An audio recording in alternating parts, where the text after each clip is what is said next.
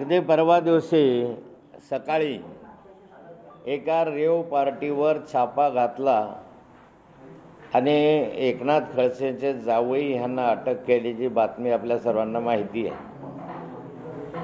मुळामध्ये पोलिसांच्या विषयी काही प्रश्न माझ्या मनामध्ये ते तुमच्या माध्यमातून पोलिसांना मी विचारू इच्छितो।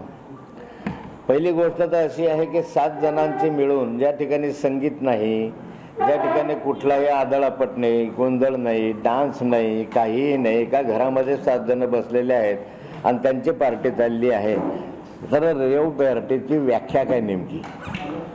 याला रेव पार्टी म्हणता जर येत असेल तर पुण्यातनी अख्ख्या महाराष्ट्रामध्ये देशामध्ये प्रत्येक घरामध्ये जर असे 5-7 जण बसले तर त्याला रेव पार्टीच म्हणावं लागेल। म्हणून मुळामध्ये पोलिसांना विचारायचं रेव पार्टीची व्याख्या काय आहे आणि विनाकारण रेव पार्टी सांगून बदनाम करण्याचं प्रयोजन काय आहे। या ठिकाणी अशा अनेक कारवाया होतात, पकडलं जातं, काही पकडलं जातं। दुसरा भाग असा याच्यामध्ये की पोलिसांनी यामध्ये ज्या ज्या ठिकाणी कारवाई केली त्या कार्यवाहीचे व्हिज्युअल्स म्हणजे प्रत्येक ठिकाणी जे जे काही दाखवलं ते तुमच्या मीडियाच्या माध्यमातून जगासमोर आलं। पोलिसांना असा कोणता अधिकार आहे की प्रायव्हेट लाईफमधले हे व्हिज्युअल्स सगळे समोर दाखवावे? पोलिसांनी हे निव्वळ बदनामी करण्यासाठी केलेलं कृत्य आहे। म्हणजे पोलिसांना असे चेहरे दाखवण्याचा अधिकार नाही, महिलांचे तर अजिबातच नाही।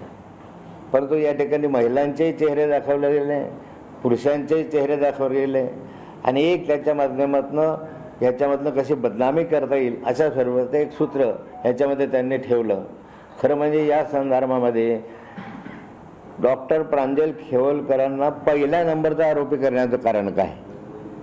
त्यांच्यावर कुठलाही गुन्हा नसताना त्या ठिकाणी त्यांच्यावर गुन्हा आहे असं सांगण्यात आलं पोलीस प्रेसमध्ये की त्यांच्यावर गुन्हा आहे।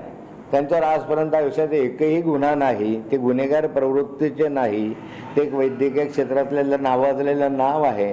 अशा स्वरूपामध्ये खोटं त्या संदर्भामध्ये पोलिसांनी करणं की यांच्यावर गुन्हे दाखल आहे आणि त्यांना पहिल्या क्रमांकावर दाखवणं। वास्तविक ज्या ठिकाणी पोलीस म्हणतात की अंमली साठा सापडला 2.7 काहीतरी ml, तो जो सापडला तो एका मुलीच्या पर्समध्ये सापडला, हे आपल्याला त्यांच्या चित्रीकरणामधून दिसतंय। त्यांनी जे चित्रीकरण दाखवलं मीडियाच्या माध्यमातून त्याच्यामध्ये दिसतं आहे की त्या पर्समध्ये ते सापडलेलं आहे आणि तिलाही माहिती नाही असं ते म्हणते पूर्वी जे काही असेल, पण प्रत्यक्ष ज्याच्याकडे पर्समध्ये सापडलेलं आहे तिला पहिल्या क्रमांकाचा आरोपी करायला पाहिजे होतं। यांनी तर काही त्या ठिकाणी यांच्या बाळगलेलं नव्हतं, यांनी या ठिकाणी कोणताही अंमली पदार्थ बाळगलेला नव्हता, बाकीच्यांनी एकाच मुलीच्या याच्यामध्ये होतं, तिला त्या ठिकाणी पहिल्या क्रमांकाचा आरोपी करायला पाहिजे होतं आणि यांना साक्षीदार करायला पाहिजे होतं खरं आहे की नाही। परंतु यांना पहिल्या क्रमांकाचं करणं, वारंवार प्रांजल खेवलकरचं नाव घेणं, एकनाथ खडसे जावयाचं नाव घेणं म्हणजे हे एकनाथ खडसेंच्या फॅमिलीला बदनाम करण्यासाठी मुद्दाम केलेलं कृत्य आहे।